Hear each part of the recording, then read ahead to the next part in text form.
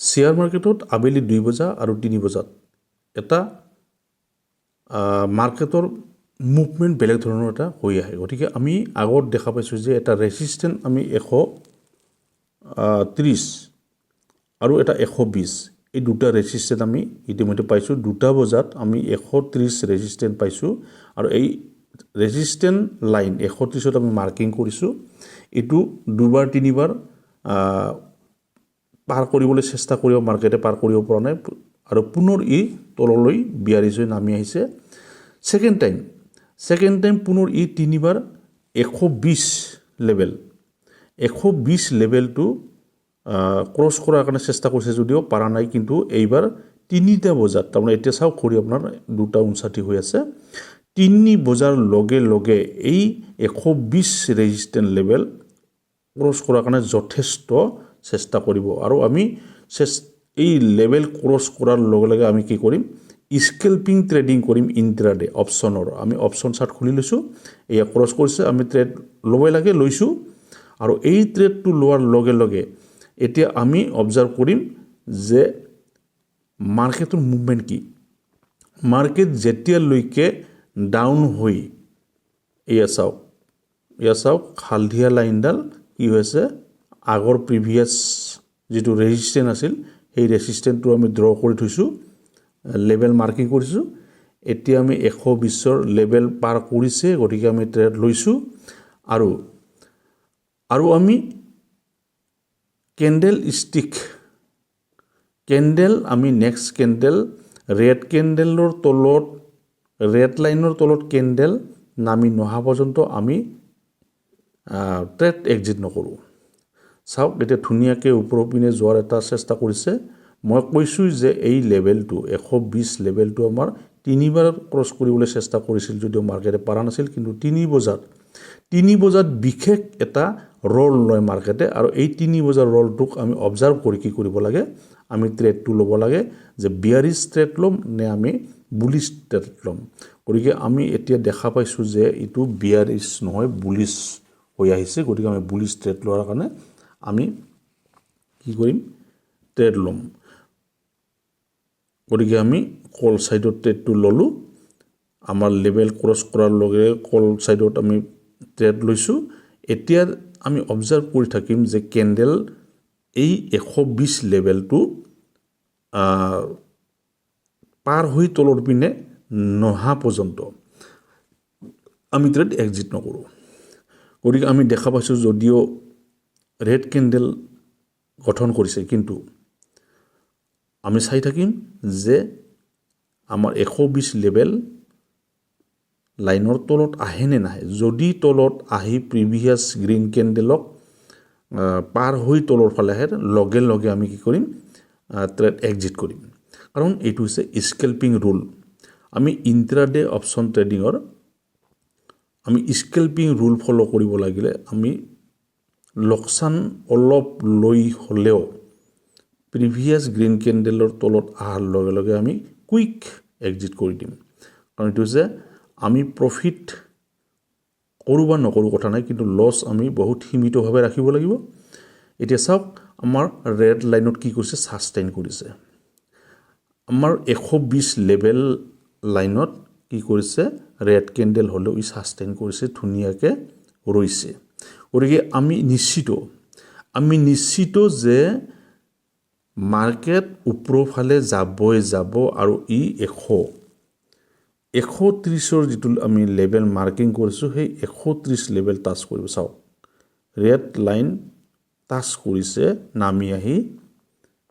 red কেণ্ডেলে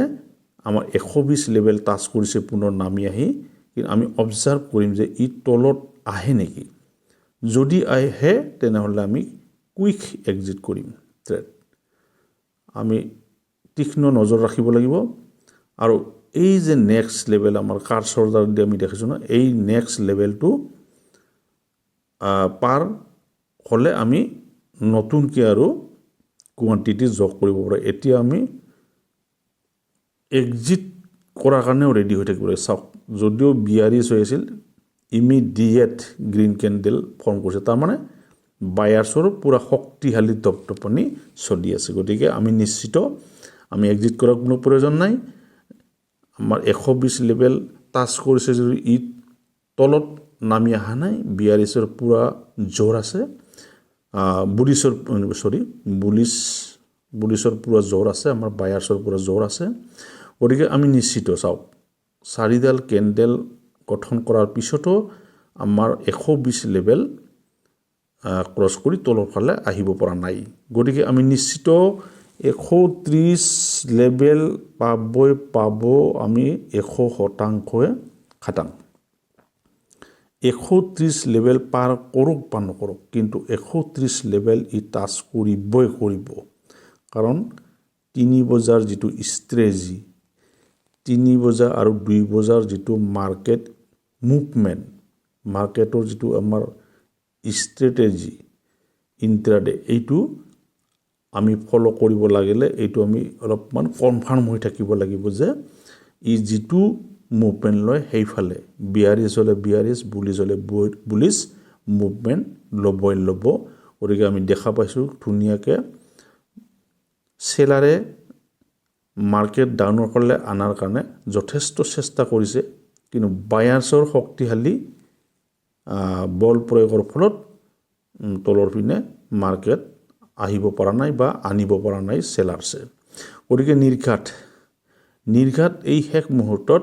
130 level পাব গতিকে আমি ৱেইট কৰিব লাগিব আমি অবজাৰ্ভ কৰিব লাগিব তীক্ষ্ণভাৱে আমি নজৰ ৰাখিব লাগিব যে আমাৰ মাৰ্কেট কি মুভমেণ্ট কৰে গতিকে আমি নিশ্চিত চাওক আমি নিশ্চিত ক্ৰমান্বয়ে গৈ আছে এয়া চাওক ক্ৰমান্বয়ে বায়াৰ্ছে হেঁচা প্ৰয়োগ কৰি আছে আৰু সেলাৰ্ছৰ বল ইতিমধ্যে দুৰ্বল হৈ আহিছে সেলাৰ্ছ দুৰ্বল হৈ আছে গতিকে নিশ্চিত 130 টাচ কৰিব 130 টাচ কৰাৰ পিছত আমি ট্ৰেড এক্সিট কৰিম নে নকৰিম আমি ডিসিশন ল'ম 130 ওপৰত যদি যায় আৰু 130 লেভেলত লাইনত যদি পুনৰ সাস্টেইন কৰি ওপৰৰ পিনে যোৱাৰ এটা প্ৰেছাৰ ক্ৰিয়েট কৰে তেনেহলে আমি এক্সিট নকৰিম আমি এটো কন্টিনিউ কৰি থাকিম আমাৰ ট্ৰেড আমি কন্টিনিউ কৰি থাকিম এয়া চাওক ধুনীয়াকৈ লাহে কৰি হলেও কি হৈ আছে ই বুলিছ ৰল লৈ আছে এয়া চাওক আহি গৈছে আমাৰ লাইনত এতিয়া 130 129 চলি আছে 128 129 130 লৈকে আমি চাম চাওক 130 লেভেল টাচ কৰিছে পুনৰ নামি আহিছে আমি এতিয়া আমাৰ হাফ কোৱান্টিটি আমি এক্সিট কৰিব পাৰো আৰু অকণমান ৱেট কৰিলে আমি কি কৰিব পাৰো ৰাখিব পাৰো অলপমান ধৈৰ্য ধৰি আমি নেচাৰটো চাব লাগিব চাওক যদিও টাচ কৰিছে আমি ধুনীয়াকৈ এতিয়া ইচ্ছা কৰিলে আমি ট্ৰেড এক্সিট কৰিব পাৰো আমি ট্ৰেড এক্সিট কৰিব পাৰো কিন্তু বিয়াৰিছ যিটো মুভমেণ্ট লৈছে বিয়াৰিছ মুভমেণ্টটো ইমান স্পিডি নহয় অকণমান তাত কি কৰিছে সাস্টেইন কৰিছে টাচ কৰিয়ে গতিকে ই ওপৰত যোৱাৰ সম্ভাৱনা যথেষ্ট আছে গতিকে আমি কন্টিনিউ ৰাখাটো অকণমান ভাল হ'ব আমি বিয়াৰিছ মুডটো এতিয়াও শক্তিশালী দেখা নাই বিয়াৰিছ মুডটো আমাৰ দুৰ্বলে আমি দেখি আছো আৰু বুলিছ মুডটো আমি যথেষ্ট শক্তিশালী এতিয়াও দেখি আছো গতিকে আমি ট্ৰেড কন্টিনিউ কৰি থাকিম যদিহে ইমিডিয়েট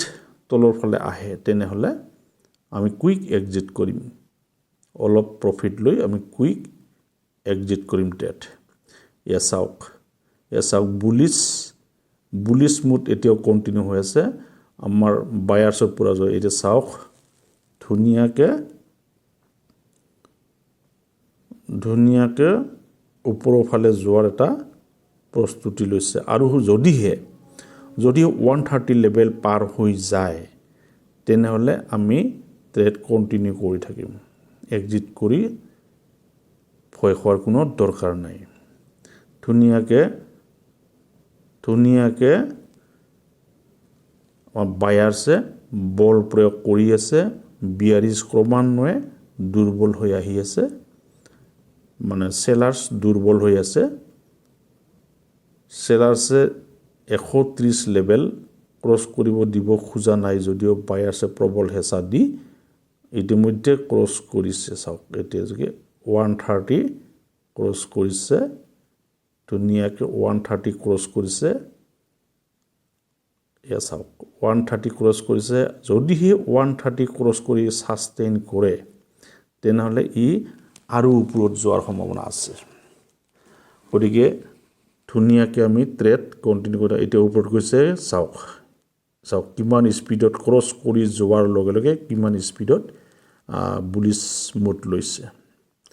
গতিকে নেক্সট লেভেল 140 যাৱাৰ পূৰ্ণ সম্ভাৱনা আছে গতিকে 140 যাব কাৰণ বায়াৰ্ছৰ পুৰা দপদপনি আছে এয়া চাওক 130 লেভেল পাৰ কৰাৰ লগে কিমান ধুনীয়াকৈ দীঘল এয়া 140 টাচ কৰি গৈছে চাওক 140 টাচ কৰিছে এতিয়া এক্সিট কৰিব লাগে যদিহে কৰিব খোজা হয় ট্ৰেড এক্সিট এটা ট্ৰেড এক্সিট নেক্সট আৰু আমাৰ আশা কৰাটো আমাৰ ভুল হৈ যাব গতিকে আমি স্কেলপিং কৰিব লাগিলে ইয়াতে আমি এক্সিট কৰিব লাগিব it is time for exit scalping rule মতে আমি এক্সিট কৰিব লাগিব এতিয়া ইয়াতকৈ আৰু ৰৈ থকাৰ কথা নাই ওপৰত গ'লেও কথা নাই আমি এক্সিট কৰিবই লাগিব গতিকে এক্সিট কৰা হ'ল মই বেলেগ ডিভাইচত মোৰ ট্ৰেড এক্সিট কৰি দিছোঁ এতিয়া আমি ৰৈ থাকি কোনো লাভ নাই ওপৰত গ'লেও খুব বেছি ওপৰত নাযাব টাইমো শেষ হৈ আহিছে মাৰ্কেটৰ গতিকে বেটাৰ এক্সিট কৰাটো বেটাৰ এয়া চাওক ৰেড কেণ্ডেল ক্ৰিয়েট হৈছে এতিয়া স্পীডত তলৰ পিনে আহি যাব পাৰে আৰু নাহিলেও ই ওপৰত যোৱাৰ সম্ভাৱনাটা খুবেই কম আছে কাৰণ ৰেড কেণ্ডেল গঠন হৈছে আমি ৰৈ থকাৰ প্ৰয়োজন নাই ইতিমধ্যে আগতে আমি এক্সিট কৰাৰ ইংগিত দিছোঁ যদিহে কোনোবাই ৰৈ থাকে সম্পূৰ্ণ নিজা ৰিক্সত থাকি তেওঁ লছ লোৱাৰ কাৰণে প্ৰস্তুতি হৈ থাকিব লাগিব